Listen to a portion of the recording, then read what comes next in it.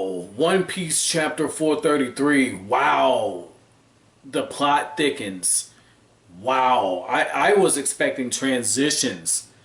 I wasn't expecting Oda to just say, we're already in fourth gear. No, excuse me, we're already in overdrive, okay? You guys don't understand, like, with the stick shifts and everything, like, when you get to your cruising gear, that's the one you're on the highway with. Like, Oda's just like, we're already here, let's just keep going. Let's just roll with it.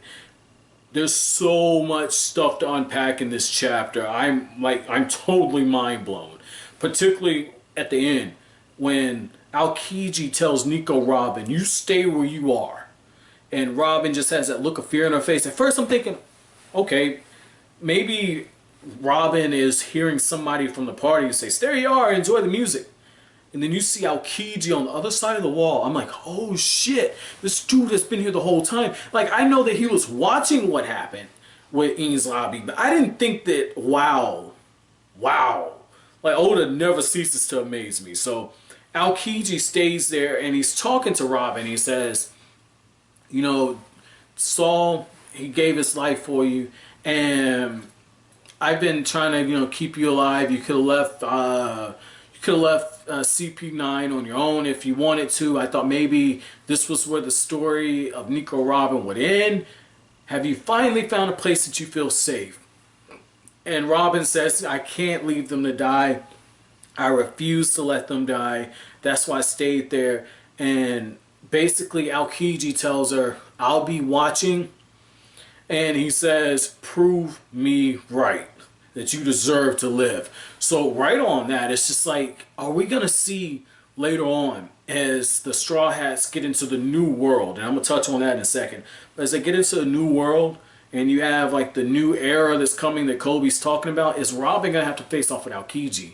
That would be a badass fight. And it would be so emotional. Because Aokiji is the one that let her escape and kept her alive and kept tabs on her. And now Robin would have to fight Aokiji as a way to kind of settle things up, to let the old guard get passed on by the new one. That would be wow.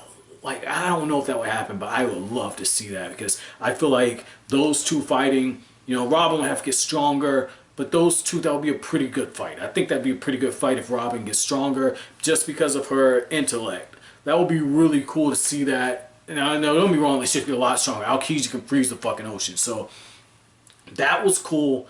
But this whole thing about the new world, I was just like, whoa, new world. And with New World, I have known a little bit about New World, but I didn't know exactly what it was. I just know that people have told me, when you get to One Piece, when you get to Enies Lobby, it gets real. When you get to the New World, it gets real.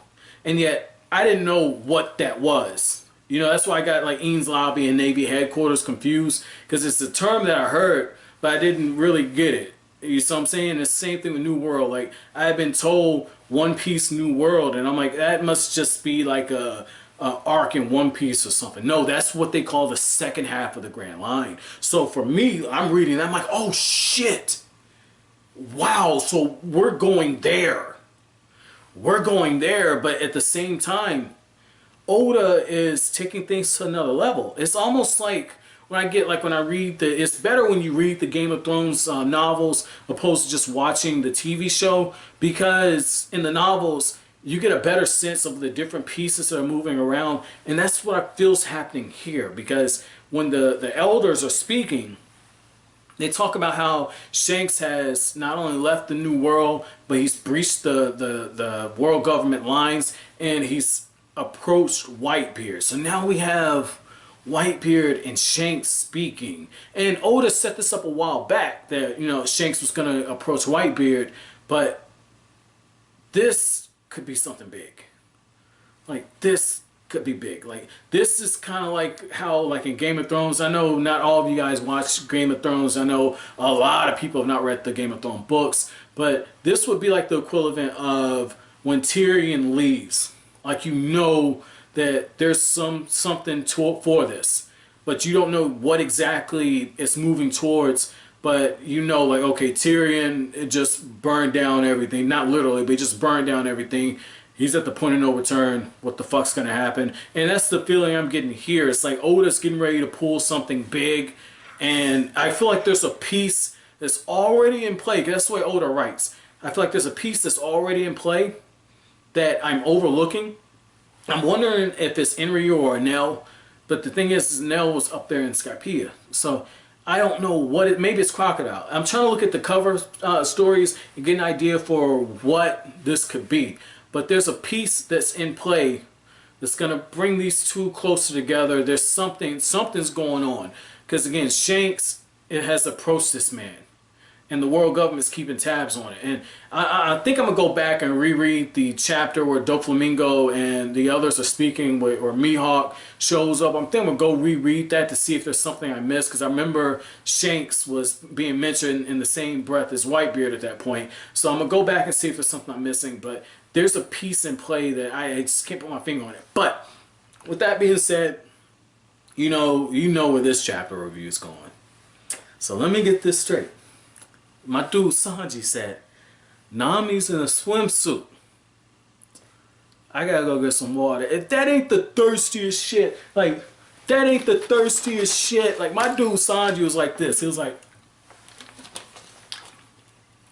Nami out there in a swimsuit with them things out. Shit, let me go get some water. I'm about to go get some suntan lotion, and I'm about to, like, I see you, Sanji. I see you, bro. And the crazy thing is like, Nami, that's where we see the intellect, right?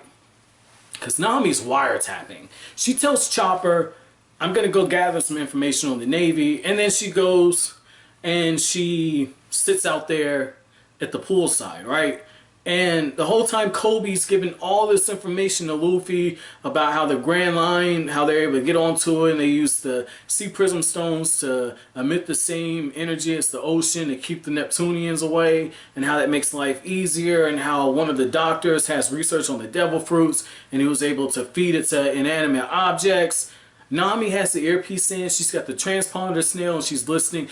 The fucking brilliant. See, you guys ask me, like, man, why do you like Nami so much, man? I can't believe that's your favorite. It's because of moments like this. Like, I know Zoro does epic stuff. Like, Zoro does a bunch of epic stuff. And after Sanji's foot turned into a fucking matchbox and caught on fire, basically, Sanji looks like he's gonna do some epic shit. But Nami has moments like this. She's not the strongest person, but she is strong. Because, I mean, she was throwing down with guys on Smoker's level, right? Like, even if, like, she was just outsmarting them, she was throwing down. So, Nami, and we've seen her fight some pretty powerful people. Like, Miss Doublefinger, she's fought some pretty powerful people. And in some cases, she was running and skin of the teeth luck, but she still did it. So Nami's more than capable as a combatant. She just happens to be on a crew with Luffy and Zoro and Sanji, three freaks of nature basically. But it's the IQ. It's the small moments of brilliance, like you see now, the cleverness. Like, those are characters I love the most. Like, for me, like when Harry Potter came out, like, I'm a Harry Potter kid, right? I don't cover Harry Potter on this channel. I thought about starting a separate channel just doing Harry Potter, but, like, for me, my favorite character was always Hermione. Like, Hermione was always my favorite character because of how smart she is and quick-witted. And I always just loved reading her scenes. The other character I liked was Sirius Black, like those two characters. So I say that to say, when you look at what Nami did there, Oda, when they get that new ship, Oda's gonna have Nami put the sea prism stones on there. Fucking brilliant. Like, I love this. And just the fact that, like, after Garp basically shows that stubbornness runs into Luffy's family, because Luffy and Garp, they're going back and forth and they're being stubborn. Neither one wants to basically say goodbye to the other. Like, Luffy's just like, okay, goodbye, good riddance. And Garp hits him. It's like the cliche. You know, men have a harder time expressing how they feel, expressing their emotions, and you see it on that. And Garp flat out says, like, I'm a vice admiral, I should capture you, but you're my grandson. I'm not going to do that. I'm just going to tell them that you're my grandson, I refuse to capture you. And one of his people underneath him says, we'll just say that they got away. That's a better excuse. And it just shows you that, you know, Luffy, very conveniently, he has people looking out for him, but at the same time, this is why I like Luffy. And I asked a question. I'll see why you guys answered the way you did. And I'll link this in the video cards at the end of this video. But I asked a question, and I think chapter 2 or chapter 2, it's either chapter 2 or chapter 8 or 9, whatever chapter with Koby, I asked, do you think Koby would be a good addition to be in the crew? It's one of those chapters, but what I thought was very interesting is you guys said, no, Koby would not make it, and that's something I was getting at. And just the idea of his dream to one day be an admiral in the Navy was enough for him to feel embarrassed and to crush. And back when, and I'm a Toonami baby as well, you know, when Toonami was first airing, we used to get these like cut scenes where like they're commercials, but they got different scenes from the different animes, and we have these speeches like dreams, some men dream this, and yeah, that narrator voice. And one of them had a very specific thing. It said, when boys turn into men, the ones that are successful, I'm paraphrasing, but the ones that are successful are the ones who never stop dreaming. And that's basically what Luffy tells Koby. He says, if that's what you're going to be, if you're going to be the admiral, if you're going to capture me, you're going to get strong enough to capture me, I'm going to get stronger too. I'm going to be king of the pirates. We'll meet each other in this new world. That's where we'll see each other next. That's your dream, dude. You hold on to it. And it just reminds you of why characters like Luffy are special, okay? Like in the Naruto verse, Naruto would just slap him with the talk no jutsu, complete with the Naruto sermon and holy water. That would be Naruto's thing, right? Like, the only thing we need with Naruto is to be doing all that shit. That's all we need. Whereas with Luffy, I mean, Luffy gets some speeches too. Don't get me wrong. That was a little miniature speech. But at the same time, Luffy gets you by saying, this is my dream. Your dream's possible too. Watch me as I walk towards accomplishing my dream. He inspires people by them watching him as he strives to make his dreams come true. I think, and there's probably a better way to put that, you know, so if you got a better way to put it, you know, feel free to type it down below. But I thought that was pretty interesting that Luffy was able to inspire Koby to that point. And it's very fitting because Zoro refused to go out there and speak because he said, hey, I know Koby, I guess he's a friend, but Luffy's the one that saved him. And it's not, he took him off Alvida's ship. It was, no, he saved him because Koby said it himself, if he hadn't have met Luffy, he wouldn't have understood that the world is a lot bigger than it is. And it's so fitting that Koby is in the Navy because I remember a few years ago, I was working at Target through college, right? And I remember very vividly speaking to two guys that I worked with. You know, I've been fortunate enough to do some traveling, right? A lot of traveling, actually. And I've been out of my city enough times, and I have associates, and I have a friend from overseas. I've actually got two friends that have lived overseas, and I've got associates from all over the place. Dated a girl from Australia. Like, I understand that the world is bigger than whatever bubble you're in, okay? And I try to incorporate that whenever I do certain reviews or topics. I have no problem talking about stuff that's going to trigger people, okay? And what's interesting is Koby's basically saying the same thing, that talking to you made me realize there's more to this world. And when I was at Target, I had a coworker who, he's in the Air Force now, but because he was in the Air Force and he got stationed overseas and has been in a few different places, I recently ran into him. And one of the things he told me, he said, the best advice I took from you was to travel. And his means of doing it, I stressed for him to use the educational route, right? For him, he ended up going through the Air Force, they're going to pay for his education, and he's been able to travel, and he's came back. He said, the best thing I ever did was listen to you.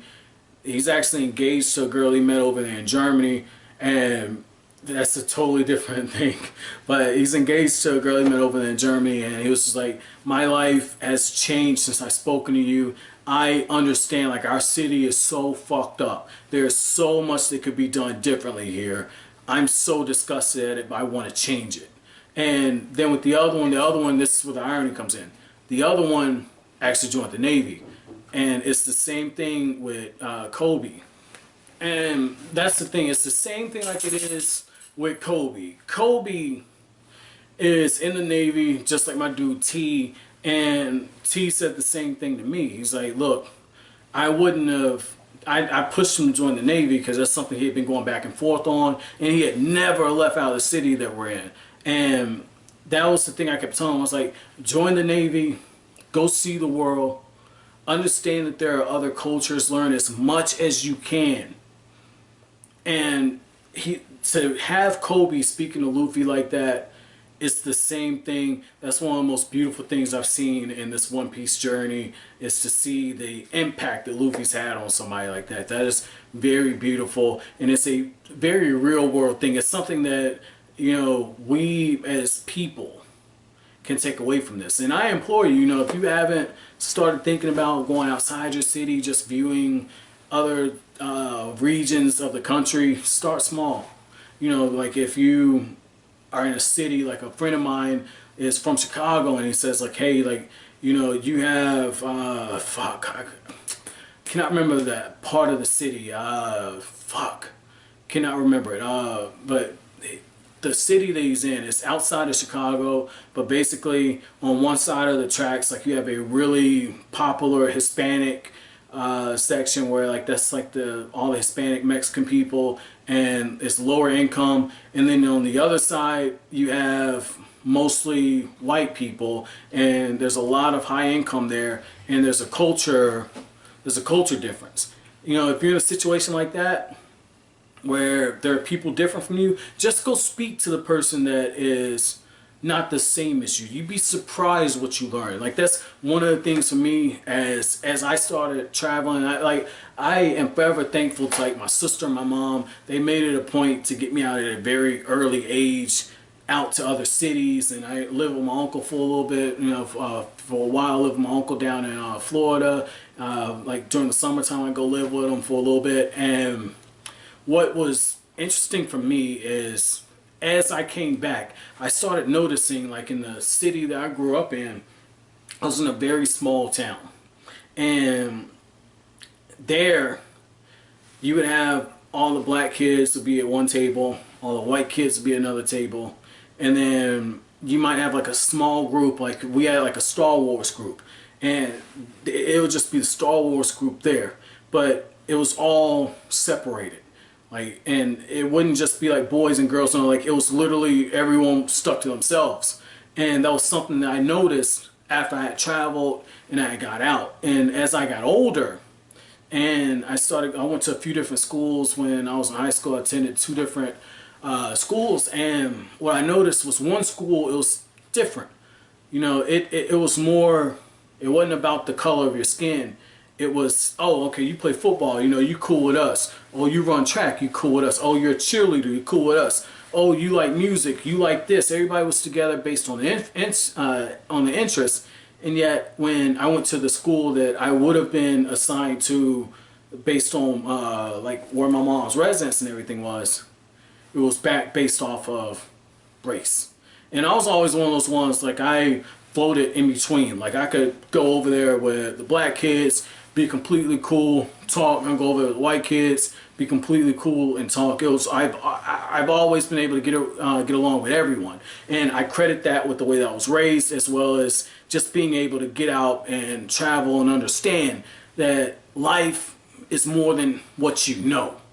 And to have Oda put that here in this series, in this chapter, at this moment, before Luffy begins that transition headed towards the new world, and saying that there's all the new pirates and navy, everyone's going to be going there. It's the start of a new era, and to have Koby speaking like that, it's almost like Oda, in a very casual way, very subtly, just slipped that in there to say, we as people need to open ourselves up to other experiences. Very, very, very beautiful.